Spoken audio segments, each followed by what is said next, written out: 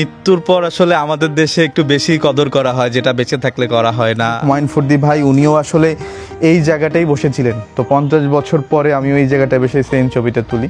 এটা হচ্ছে হুমায়ুন ফরদী ভাই, এই ক্যাম্পাসের একজন বড় ভাই যিনি এত বড় মাপের অভিনেতা, সেটা সবসময় ইন্সপায়ার করে। এটা হচ্ছে আলবেরুনি হল, আর এই যে জায়গাটা দেখতে পাচ্ছেন এই জায়গাটায় বসেই আসলে আমি ছবিটা রিক্রিয়েট করি। হুমায়ুন ফরদী ভাই উনিও আসলে এই জায়গাটাই বসেছিলেন, তো 50 বছর পরে আমিও এই জায়গাটায় বসে সেম ছবিটা তুলি। সো এই হলের প্রত্যেকটা জায়গায় আসলে হুমায়ুন ফরদী ভাইয়ের স্মৃতি আছে।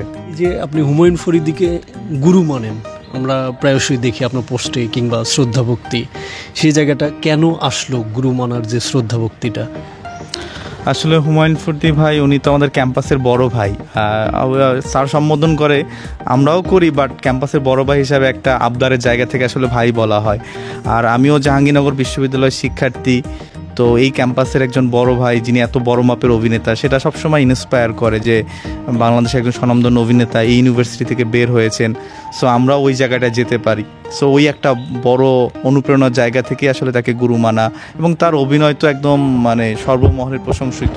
সো ওটা একটা বড় ইন্সপায়ার আমার সবসময় আমার ভিতরে কাজ করে। শুরুর দিকে দেখেছেন এরকম কিছু আছে যে প্রথম আমি হুমায়ুন ফরিদের এই কাজটা দেখে অনুপ্রাণিত হই? হুমায়ুন ফরদী ভাইয়ের ওনার শ্যামল ছায়া সিনেমাটা আমি যখন ছোটোবেলায় দেখি, ওটাই সবচেয়ে আমার মনে দাগ কাটে। এরপর তো অজস্র সিনেমা দেখেছি, বাট প্রথম বলতে ওটাই। আর এরপর ওনার নাটক থেকে শুরু করে সিনেমা যতগুলোই দেখেছি সবগুলোই আসলে মনে দাগ কেটেছে। হুমায়ুন ফরিদি ঠিক এই জায়গাটায় বসেছিলেন এবং একই স্টাইলে, একই চুলের স্টাইলে কিন্তু আমরা আপনার একটা ছবি দেখেছি। তো সেই ছবিটার পেছনে কোনো গল্প বলবেন যে অনুভূতিটা কেন এটা এইভাবেই তোলা হলো, কিংবা বছর ঘুরে যখন এই দিনটা আসে হুমায়ুন ফরিদির জন্মদিন বা মৃত্যুবার্ষিকী, তখন কিন্তু এই ছবিটা আপ হয়? হ্যাঁ, এটা আসলে আমি যখন জাহাঙ্গীরনগর বিশ্ববিদ্যালয়ে মানে পড়ার সুযোগ পাই, ভর্তি হই, তখন থেকে ইচ্ছে ছিল যে এরকম একটা ছবি আমি তুলব।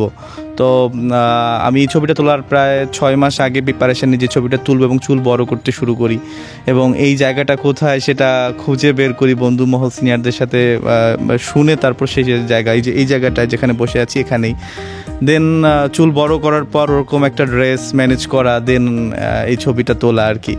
তো আসলে এটা সবসময় মনে হয় যে হুমায়ুন ফরদী ভাইয়ের স্মৃতি বিজড়িত ক্যাম্পাস জাহাঙ্গীরনগর বিশ্ববিদ্যালয়, এর প্রত্যেকটা জায়গায় তার হাতের বা পায়ের ছোঁয়া আছে। এই ক্যাম্পাসটা এত বড় মাপের অভিনেতা, আজ আমি অভিনয়ের মানুষ হিসেবে সবসময় সেটা আমার মানে ভেতরে অনুপ্রেরণা, আমি বারবার বলেছি যে অনুপ্রেরণা হিসেবে কাজ করে। তো ওই জায়গা থেকে আসলে ওইটা আমার রিক্রিয়েট করা ওই ছবিটা।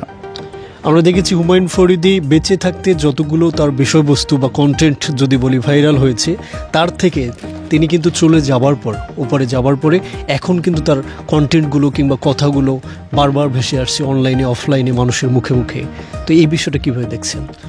দেখেন, মৃত্যুর পর আসলে আমাদের দেশে একটু বেশি কদর করা হয়, যেটা বেঁচে থাকলে করা হয় না। এবং তার বেশ কিছু সাক্ষাৎকার আছে। তিনি খুব গুণী মানুষ ছিলেন এবং প্রচুর বই পড়তেন, যেটা তাকে আসলে অনেক মানে জানতে সাহায্য করেছে, এবং তার প্রত্যেকটা কথা এখন উক্তি হিসাবে কাজ করে মানুষজনের মাঝে। সো সেই জায়গা থেকে আসলে তার সাক্ষাৎকারগুলো এখন তো যারা নতুন বা আমরা যারা বর্তমান জেনারেশন আছি তাদের জন্য একটা বড় মোটিভেশন হিসেবে কাজ করছে।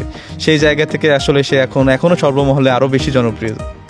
আমরা দেখেছি আফরান নিশো প্রতিটা অ্যাওয়ার্ড পাওয়ার পরপরই তার গুরু হিসেবে কিন্তু এই হুমায়ুন ফরিদিকেই মানেন এবং সেই উৎসর্গ করেন। তো আপনার কোনো অ্যাওয়ার্ড প্রাপ্তির ক্ষেত্রে এরকম কোনো ভাবনা আছে কিনা?